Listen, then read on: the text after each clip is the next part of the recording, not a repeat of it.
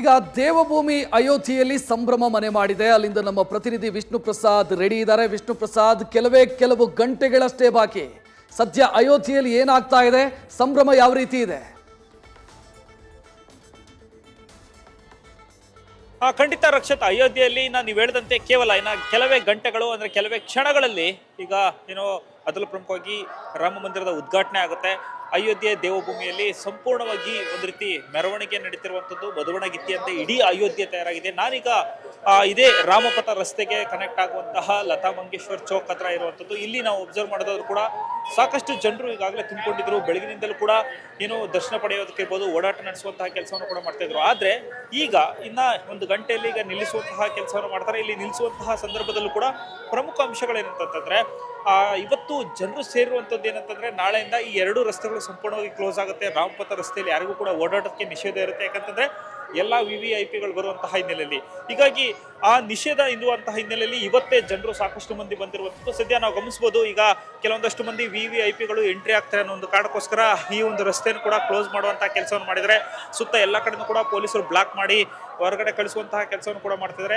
ಕೆಲವೊಂದಷ್ಟು ಸ್ವಾಮೀಜಿಗಳು ಅಂದ್ರೆ ಅದರಲ್ಲೂ ಪ್ರಮುಖವಾಗಿ ಅಯೋಧ್ಯೆಗೆ ಬರುವಂತಹ ಸ್ವಾಮಿಗಳೇನಿದ್ದಾರೆ ಅವರೆಲ್ಲರಿಗೂ ಕೂಡ ಪೊಲೀಸ್ ಸೆಕ್ಯೂರಿಟಿ ಕೊಡುವಂತಹ ಕೆಲಸವನ್ನ ಅಯೋಧ್ಯೆ ಪೊಲೀಸರು ಮಾಡ್ತಾರೆ. ಕಾರಣ ಏನಂತಂದ್ರೆ ಅಷ್ಟು ಡೆವಲಪ್ಮೆಂಟ್ ಆಗ್ತಿರುವಂಥದ್ದು ಮತ್ತೆ ಸೇಫ್ಟಿ ದೃಷ್ಟಿಯಿಂದ ಆ ಒಂದು ನಿರ್ಧಾರಗಳನ್ನ ತೆಗೆದುಕೊಳ್ಳುವಂತಹ ಕೆಲಸವನ್ನು ಮಾಡ್ತಾರೆ.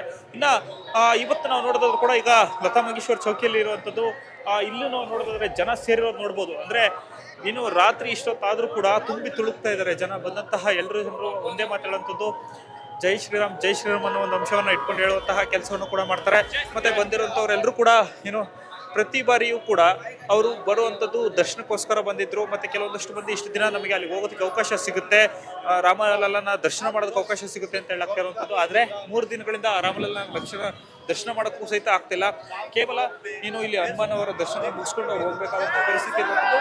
ಆದರೆ ನಾಡಿದ್ದು ದಿಢೀರ್ನೆ 23ನೇ ತಾರೀಕು ಸಾರ್ವಜನಿಕರು ಕೂಡ ದರ್ಶನಕ್ಕೆ ಅವಕಾಶ ಇದೆ. ಇದು ನಿಜಕ್ಕೂ ಜನರಿಗೆ ಸಾಕಷ್ಟು ಕುತೂಹಲ ತಂದಿರುವಂತಹ ವಿಚಾರ. ಒಟ್ಟಲ್ಲಿ ಅಯೋಧ್ಯೆ ಇವತ್ತು ಒಂದು ರೀತಿ ಮಧುವಣಗಿತ್ತಿ ರೀತಿ ರೆಡಿಯಾಗಿರುವಂಥದ್ದು.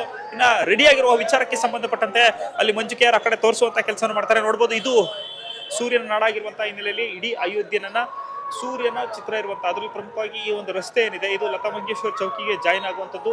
ಪ್ರಮುಖವಾಗಿ ಅಯೋಧ್ಯೆ ಹೈವೇಯಿಂದ ಸಿಟಿಗೆ ಎಂಟರ್ ಆಗುವಂತಹ ರಸ್ತೆ. ಈ ರಸ್ತೆನೂ ಕೂಡ ಎಲ್ಲ ಲೈಟ್ಗಳಿಂದ ಹೊಸದಾಗಿ ಈಗ ನಿರ್ಮಾಣ ಮಾಡಿ ಈ ಒಂದು ಡಿಸೈನ್ ಅನ್ನ ಕ್ರಿಯೇಟ್ ಮಾಡುವಂತ ಕೆಲಸವನ್ನು ಮಾಡಿದ್ದಾರೆ. ಇನ್ನು ಅದೇ ರೀತಿ ನಮ್ಮ ಬಲಭಾಗಕ್ಕೆ ನೋಡಿದಂಥ ಸಂದರ್ಭದಲ್ಲೂ ಕೂಡ ಕೆಲವೊಂದಷ್ಟು ಅಂದ್ರೆ ಪ್ರತಿ ಭಾಗವೂ ಕೂಡ ಇಲ್ಲಿ ಹೊಸದಾಗಿ ರೆಡಿ ಮಾಡುವಂತ ಕೆಲಸವನ್ನು ಮಾಡಿದ್ದಾರೆ. ಈ ಮೂಲಕ ಅಯೋಧ್ಯೆಯನ್ನ ಸಂಪೂರ್ಣವಾಗಿ ಮಧುವಣಗಿತ್ತಿಯಂತೆ ರೆಡಿ ಮಾಡಿದ್ದಾರೆ.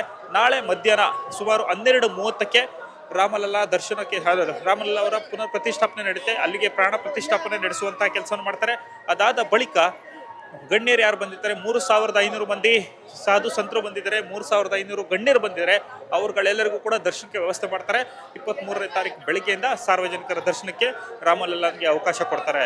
ರಕ್ಷತ್, ಧನ್ಯವಾದ ವಿಷ್ಣು ಪ್ರಸಾದ್ ಮಾಹಿತಿಗೆ. ನ್ಯೂಸ್ ಫಸ್ಟ್ ನಿರ್ಭೀತಿಯಿಂದ ನಿಮ್ಮ ಪರವಾಗಿ.